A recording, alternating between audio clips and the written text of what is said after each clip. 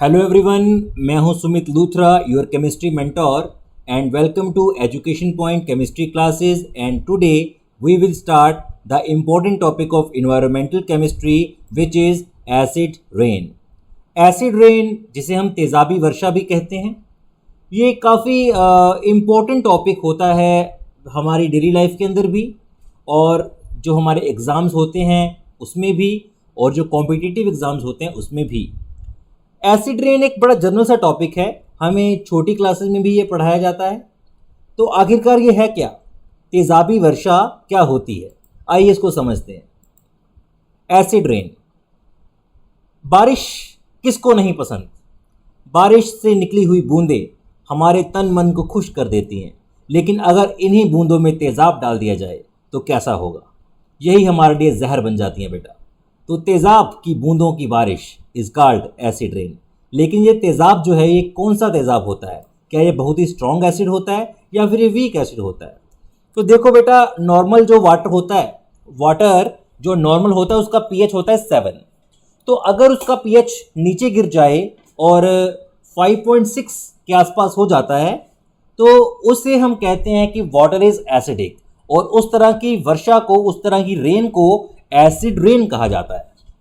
ठीक है? तो जैसे पानी जो होता है, अगर उसको कार्बन डाइऑक्साइड मिल जाए, अगर हमारे एटमॉस्फेयर में कार्बन डाइऑक्साइड की मात्रा ज़्यादा है, तो ये कार्बन डाइऑक्साइड जब वाटर के साथ मिलती है तो ये बनाती है कार्बोनिक एसिड। ठीक है? जिसका फॉर्मूला है H2CO3, आप देख पा रहे हैं इस इक्वेशन में। तो इस कार्बोनिक एसिड की प्रेजेंस की वजह से उस वाटर में कुछ एसिड पार्ट आ जाता है। इसके अलावा अगर H2CO3 होता है तो वो वापस HCO3 में भी कन्वर्ट हो जाता है, क्योंकि वो एसिड है।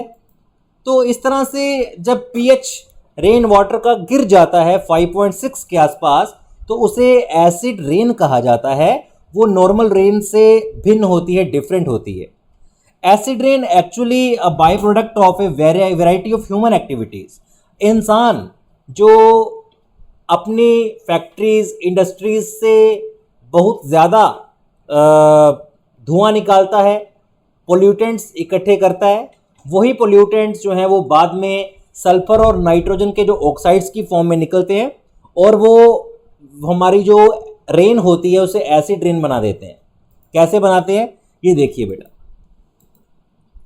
SO2 और NO2 मतलब सल्फर डाइऑक्साइड और nitrogen dioxide, after oxidation and reaction with water function as a major contributor to acid rain. ये जो SO2 होता है और जो NO2 होता है, ये मेजर कॉन्ट्रीब्यूटर्स हैं बेटा एसिड रेन के लिए, क्योंकि जो पॉल्यूटेड एयर होती है उसमें आम तौर पर SO2 और NO2 पाए ही जाते हैं।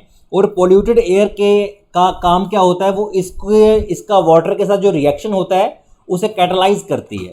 कैटलाइज का मतलब उसको और सपोर्ट करती है, जल्दी रिएक्शन होता है उससे। तो जैसे कि मेरे पास है SO2, सल्फर डाइऑक्साइड, जब ये ऑक्सीजन के साथ रिएक्ट करेगी और वाटर के साथ रिएक्ट करेगी तो बेटा ये क्या बन जाएगा? ये बन जाएगा सल्फ्यूरिक एसिड। और सल्फ्यूरिक एसिड कितना घातक होता है बेटा, ये तो आपको पता ही है। Okay, so in this way acid rain जो है वो बन जाती है। और अगर मैं बात करूं नाइट्रोजन डाइऑक्साइड की, तो उसके साथ भी ऑक्सीजन और वाटर जब रिएक्शन करते हैं तो वो बनाता है नाइट्रिक एसिड। और ये दोनों एसिड कमाल के एसिड हैं बेटा, बड़े खतरनाक एसिड होते हैं, और ये अगर रेन के वाटर में आ गए तो भाई काम तमाम। ठीक है? अब देखिए होता क्या है, मैं आपको सारा समझाता हूँ कि जो फैक्ट्रीज या ट्रांसपोर्टेशन से निकलने वाला जो स्मोक है, जब वो एटमॉस्फेयर में जाता है in the form of oxides of sulphur and nitrogen, तो वो जब इवेपोरेट होगा सोलर रेडिएशन के साथ, सूर्य की जो रोशनी है उसके साथ जब वो इवेपोरेट करेगा, तो उसका रेन वाटर के साथ जब रिएक्शन होता है तो वो क्या बन जाएगा? सल्फ्यूरिक एसिड और नाइट्रिक एसिड बन जाता है, और वही बाद में रेन बन के गिरता है। वही बाद में रेन बन के गिरता है। तो ये सारा प्रोसेस चलता है बेटा हमारी एसिड रेन के अंदर, कि एसिड रेन जो है वो इसी का फल स्वरूप है कि जो नदियों में, नालों में जो भारी वर्षा होती है, तेज़ाबी वर्षा, वो इसी चीज़ का रिजल्ट है। एसिड रेन के बड़े बुरे प्रभाव पड़ते हैं बेटा, बड़े बैड इफेक्ट्स पड़ते हैं हमारी डेली लाइफ में। मैं आपको बताता हूँ कि मैं जैसे कि एग्रीकल्चर है, ठीक है, आपकी फसल बनी पड़ी है उसके ऊपर एसिड रेन हो गई तो भैया फसल तबाह हो जाएगी। ट्रीज, प्लांट्स, इन सभी के लिए ये हार्मफुल है। और ये जो एसिड रेन होती है ये प्लांट्स के ऊपर या हमारी जो फसलें होती हैं एग्रीकल्चरल लैंड के ऊपर, उन सब के न्यूट्रिएंट्स को ये वॉश अवे कर देती हैं, जिससे कि उनकी ग्रोथ रुक जाती है।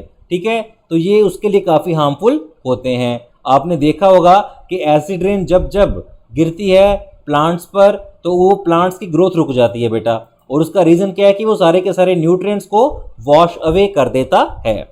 इसके अलावा बहुत सारी बिल्डिंग्स और उनके जो स्ट्रक्चर्स हैं, उनके जो मार्बल्स हैं, उनको भी ख़राब किया गया है एसिड रेन ने।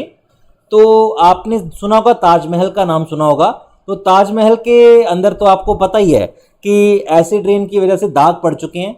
ठीक है, और उसका जो मार्बल है वो ख़राब हो चुका है। तो ताजमहल जो कि कभी सफ़ेद हुआ करता था, आज वो येलोइश हो चुका है, और उसका रीज़न है एसिड रेन।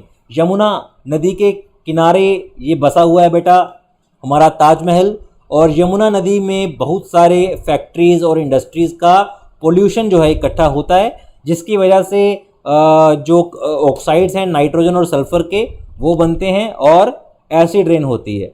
तो ये एक बहुत बुरी बात है कि हमारे देश की जो धरोहर है ताजमहल वो ख़राब हो रहा है एसिड रेन के कारण। तो ये कैल्शियम कार्बोनेट जिससे वो बना हुआ है मार्बल से, ठीक है, उसके ऊपर जब ये एसिड गिरता है सल्फ्यूरिक एसिड, तो ये क्या बना देता है, ये बना देता है कैल्शियम सल्फेट जो कि येलोइश कलर का होता है। तो ये वाली बात है बेटा। इसके अलावा और भी इफ़ेक्ट्स मैं आपको बताता हूँ कि ये प्लांट्स और एनिमल लाइफ को भी प्रभावित करती है। अगर एसिड रेन हो जाती है यमुना नदी में या किसी और सी में, तो वहाँ पर जो एक्वेटिक लाइफ है, मतलब जिसमें फ़िश होती है या और बहुत सारे एनिमल्स होते हैं, उनके लिए भी ये हानिकारक होती है एसिड रेन। वो जब इसमें रहते हैं तो उनकी बॉडीज़ भी ख़राब हो जाती हैं। एसिड रेन्स जो हैं वो वाटर पाइप्स जो होती हैं अंदर समुद्र के, उनको भी ख़राब कर देती हैं, उनको कोरोड कर देती हैं। ठीक है, आयरन, लेड, कॉपर की जो पाइप्स होती हैं वो ख़राब हो जाती हैं बेटा इससे। चलिए, ये था हमारा टॉपिक एसिड रेन। इससे कुछ क्वेश्चंस देख लेते हैं। The pair of gases responsible for acid rain. Acid rain के लिए कौन कौन सी गैस जो है वो है रिस्पॉन्सिबल। तो इसमें ऑप्शन दिए गए हैं ए, बी, सी, डी। तो हमें पता है कि ऑप्शन ए तो हो नहीं सकता है, बी नहीं है, सी है। ठीक है, तो हमारा आंसर होगा option C, sulphur dioxide and nitrogen dioxide. Sulfur dioxide and nitrogen dioxide after oxidation and reaction with water function as a major contributor to the acid rain because polluted air usually contain particulate matter that catalyze the oxidation. ये बात याद रखनी है बेटा। अगला सवाल है कि the beauty of Taj Mahal is getting destroyed due to। Taj Mahal की सुंदरता को खराब कौन कर रहा है? Global warming, photochemical smoke, presence of carbon monoxide या फिर एसिड रेन। तो बेटा इसका आंसर होगा option D, acid rain. Acid rain की वजह से ताजमहल की खूबसूरती जो है वो खराब हो रही है। हमने अभी भी पढ़ा है कि acid rain is harmful for agriculture, trees and plants as it dissolve and washes away the nutrients needed for their growth and it also damage the buildings and other structures made of stones or metals. For example, the Taj Mahal, which is getting affected by the sulfur and nitrogen oxides exerted from industries around it. आगे चलते हैं। तो ये था बेटा हमारा आज का काम। आगे जो हमारी वीडियो होगी उसमें मैं आपको करवाऊंगा cause, effects and controls of a particular air pollutants, कि जो हवा में पोल्यूटेंट्स हैं उनको किस तरह से ठीक किया जाएगा और उनके कारण क्या थे, उनके असर क्या हैं, उनको कंट्रोल कैसे किया जाए। इन सब चीज़ों के बारे में हम अपनी अगली वीडियो में पढ़ेंगे।